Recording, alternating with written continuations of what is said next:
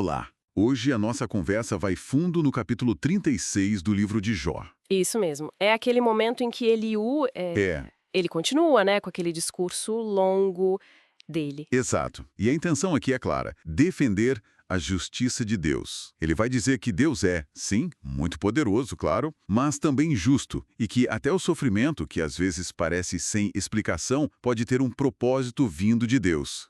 Ele começa de um jeito bem forte, né, dizendo que ainda tem o que falar em nome de Deus, que traz um conhecimento de longe, assim, para mostrar que o Criador é justo. E ele garante, né? Diz: minhas palavras são verdadeiras. Isso, o ponto central no começo é esse, a grandeza e a justiça de Deus caminhando juntas. Eliú fala que Deus é poderoso, mas não despreza os homens. E que tem um propósito firme. É interessante que ele não diz que Deus ignora os maus, mas que ele não preserva a vida deles. Entendi. E por outro lado, ele garante os direitos dos aflitos, ele olha pelos justos, sabe? Até exalta eles. Tem uma escolha ativa ali, baseada na justiça, segundo Eliú. E é nesse ponto que a coisa fica, para mim, bem interessante. Eliú faz uma conexão direta entre sofrer e Deus se comunicando. É quase um diálogo mesmo, né? Sim, ele usa aquela imagem forte das pessoas presas em grilhões, subjugadas por cordas de aflição, e o que acontece ali. Aí ele diz que Deus mostra para elas o que fizeram, aponta os pecados, a arrogância e o mais importante, chama para o arrependimento, para abandonar o mal. É como você disse, quase um megafone divino na dificuldade. É uma visão bem forte. E o fascinante é a escolha clara, a bifurcação que o Eliú apresenta logo depois. Que seria? Se a pessoa ouvir essa correção, essa voz divina, se obedecer e servir a Deus depois disso, o resultado prometido é bom. Dias de prosperidade, anos de alegria. A consequência positiva. Exato. Mas, se ignorar, se não der ouvidos a essa correção que vem na aflição, o fim é trágico. Perecer a espada, morrer na ignorância. Pesado. E ele contrasta isso com quem ele chama de ímpio de coração, que seriam aqueles que, mesmo sofrendo, guardam ressentimento, sabe? Não pedem ajuda, só acumulam raiva. Quer dizer, a reação ao sofrimento é crucial na visão dele. Totalmente. Ele até diz que Deus liberta os que sofrem na sua aflição. E fala com eles através da adversidade. Não é só um castigo passivo, é um processo ativo. Exatamente. Tem até aquela imagem mais suave de Deus tentando atrair a pessoa para longe da angústia. Sim, tirar da boca da tribulação, levar para um lugar espaçoso, com conforto, mesa farta. Isso.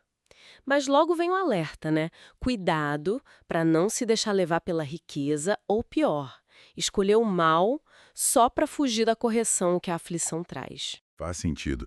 É uma dinâmica complexa que ele descreve. E essa visão do sofrimento individual, ela se encaixa numa perspectiva muito maior que o Eliú traz sobre a soberania de Deus, o poder dele, que não tem comparação. Ah, as perguntas retóricas, né? Deus é exaltado em seu poder. Que mestre há semelhante a ele? Exato. Quem pode dizer, tu cometeste injustiça? A ideia é que a ação de Deus está além do nosso julgamento, da nossa capacidade de acusar. E a prova disso, para Eliú, está na cara, né? Na natureza. Com certeza. A descrição da natureza é muito viva. Ele fala como Deus controla os elementos de um jeito, nossa, incrível. Ele atrai as gotas de água que viram chuva, derrama torrentes das nuvens. Controla as nuvens, o som do trovão que vem do pavilhão dele, os relâmpagos que ele lança como flechas. Mas não é sua força bruta, né?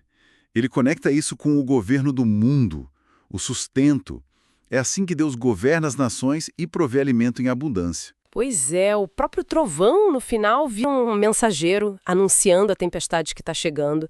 E essa admiração pela natureza reforça um outro ponto forte do Eliú. O quanto Deus é incompreensível para nós. Sim, ele exclama isso. Como é grande Deus, ultrapassa o nosso entendimento. A idade dele, não dá para calcular. Nossa mente é pequena demais para entender tudo, né? Seja a complexidade da chuva, seja o comando das tempestades. Tem um mistério ali que pede humildade da nossa parte. Exatamente. Então, tentando amarrar as pontas, Eliú está oferecendo uma defesa da justiça de Deus bem particular, né? Deus é gigante em poder? Sim, mas é justo. E talvez o ponto mais diferente dele em relação aos outros amigos de Jó é esse. O sofrimento não é só consequência. É ferramenta ativa, é comunicação, correção. Até resgate, ele sugere. Deus não está só punindo, está tentando ensinar, guiar, falar com a pessoa ali no meio da dor. É uma perspectiva bem diferente. Muito. E isso deixa a gente com uma reflexão importante, eu acho, que toca na experiência de todo mundo com dificuldades, né? Hum, O Eliú argumenta que sofrer pode ser mais que um peso, mais que um castigo.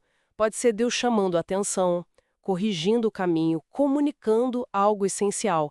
E por mais estranho que pareça, pode ser até um chamado para sair da angústia e para um lugar melhor. interessante essa ideia do chamado dentro da angústia. Pois é. Aí fica a pergunta, né? Como é que a gente encararia uma dificuldade pessoal se visse ela não só como um fardo, mas talvez como essa correção ou esse chamado de Deus que o Eliú descreve? Será que mudaria algo na nossa reação?